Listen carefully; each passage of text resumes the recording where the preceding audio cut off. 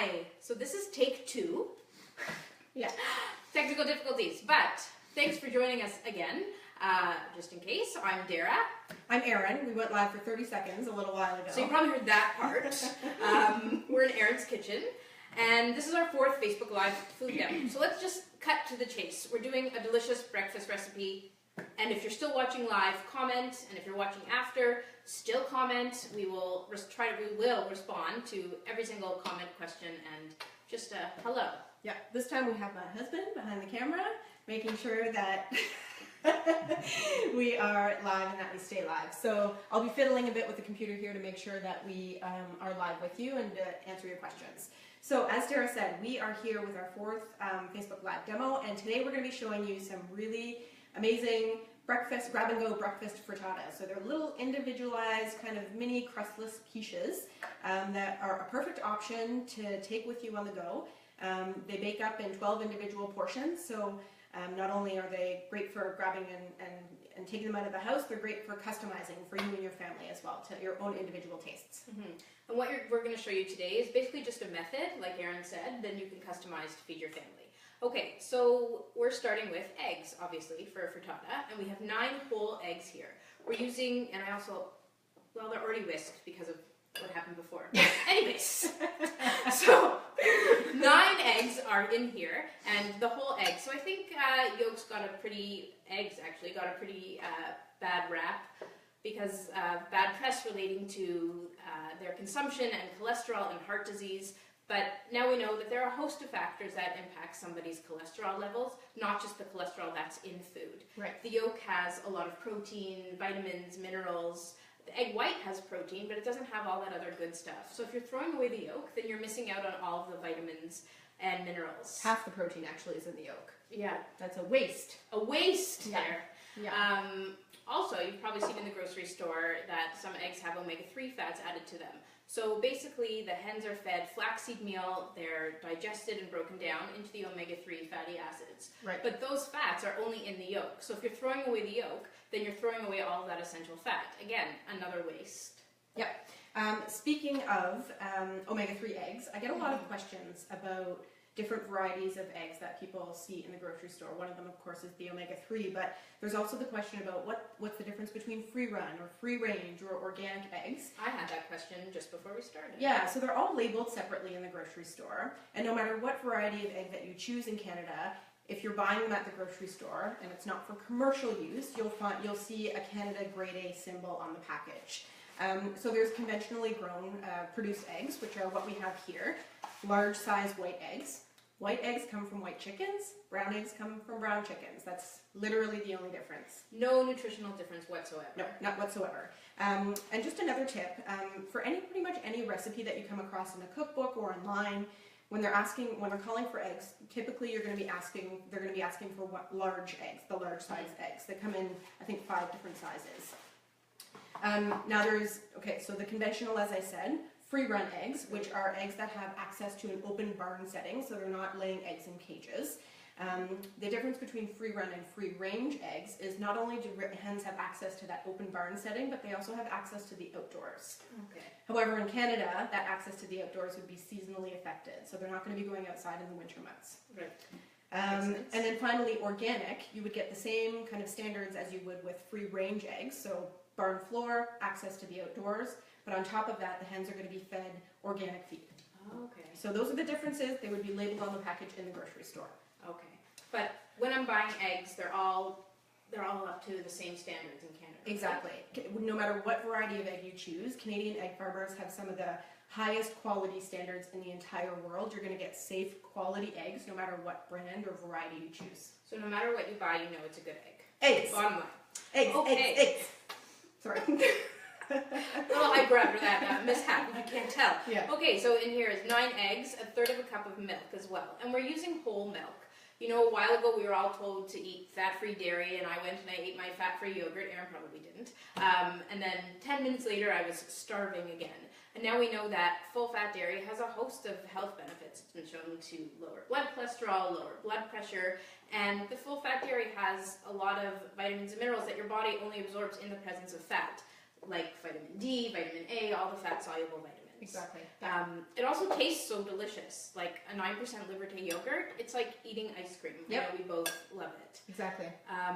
So bottom line, the full-fat dairy is less processed. You're going to feel fuller longer, Yep. and it tastes so great. And a little goes a long way. So you only need to use a little bit of it to get that health and taste benefit, and also the texture. I find 0% Greek yogurt tastes a little bit chalky to me, some of the brands. Agreed. Yeah, so I would go with a higher fat option. Yeah. And then you'll just enjoy it more. Exactly. Eating food is about pleasure as well, right? Just eat real food. Yeah, exactly.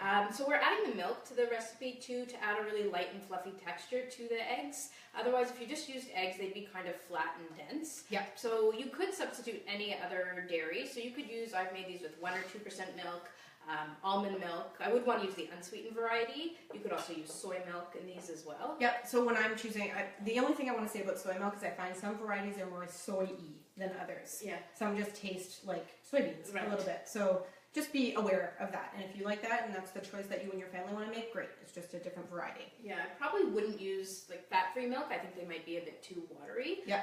You could also use yogurt or sour cream in place of the milk in this. Just any dairy to add that richness and fluffiness. Yeah. So we're connecting with some of our huge fans online, aka our friends, who are really in agreement with the full-fat dairy. Okay, Full-fat good. dairy all the way, which is awesome. All the way. Okay. So these are kind of half whisked. Yeah. So I'm going to continue to whisk them, and I'm going to season them with just a pinch of salt. I'm going to say that's about quarter teaspoon.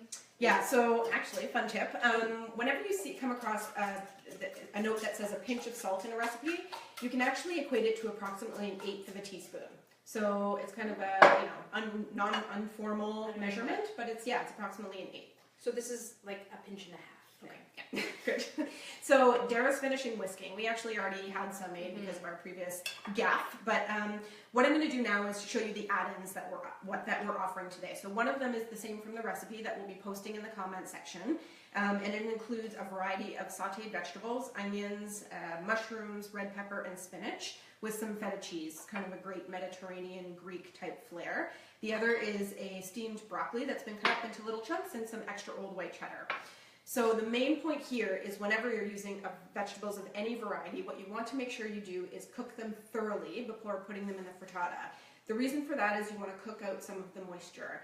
If you're adding raw vegetables to a frittata, when they cook inside the egg, they're going to release that moisture and the texture is going to be completely raw. Yeah. So cooking them is key, or roasting, something like that would be fine as well. It doesn't have to be sautéed or steamed or microwaved as you did with the broccoli. So good option.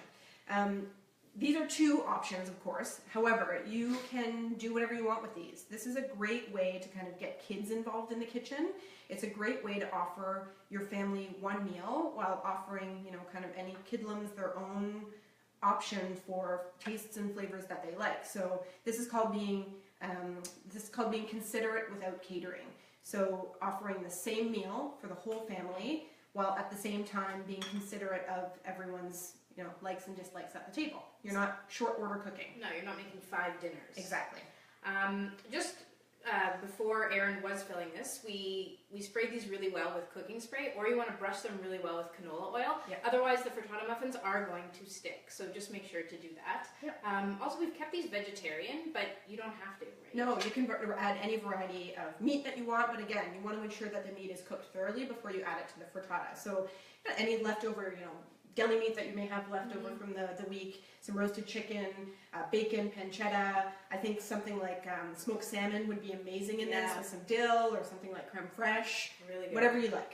If you want to add more vegetarian protein, you could throw in any leftover beans you have. Black beans, chickpeas would be great. Yeah. And we've kept the seasoning really simple, just salt and a little bit of pepper in the vegetables. Yeah. But you could add any dried spices or herbs that you'd like. Thyme, oregano, basil, they would all be delicious. Yep. Leftover roasted sweet potatoes or potatoes would turn these also more into a meal. Yep.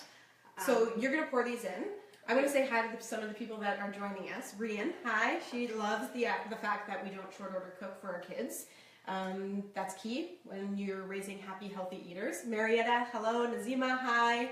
Emily and Jamie and Ryan, thanks for joining us today. I'm going to bring these cooked ones over here, and once these are done, we're going to sprinkle the cheese on top, and these will go in the oven at 350 for about 18 to 20 minutes until they puff up and they start to get golden brown on the top. These ones are done. we have half and half, just as we've prepared for you. And when they are done, they are going to come out, even with great oiling. My husband's telling me to show you. We're going to keep him, yeah. I think. He's going to be here for all the demos. They'll still be a little bit sticky around the edges. So what I like to do, especially with a non-stick pan like this, is use the back edge of a plastic knife so that you're not making any scratches in your non-stick, which will actually make it less non-stick and will ruin the pan. So something that's really easy on the pan, you just kind of run your knife around it and pop it out the bottom. And you're still going to have a little bit of egg stuck on the bottom, but whatever, it still tastes the same, no big deal. You could use paper liners if you want, but you still kind of have the same problem, a little bit of stickiness.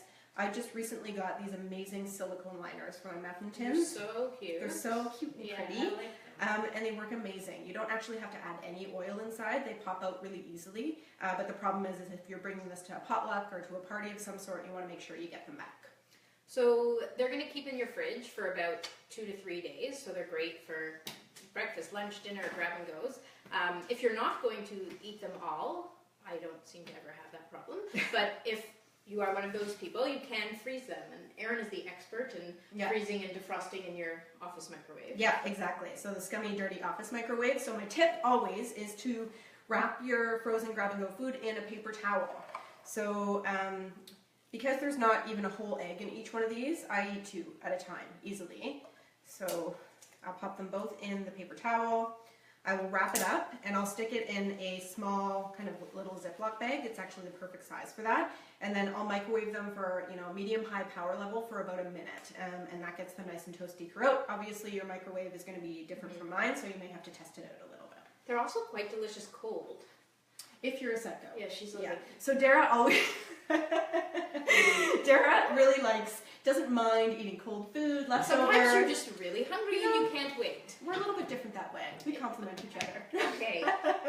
So, these are the frittata muffins. Thanks for tuning in again, the second time. We do have other frittata muffins on our blog. We have one kind of similar to this with different vegetables and cheddar.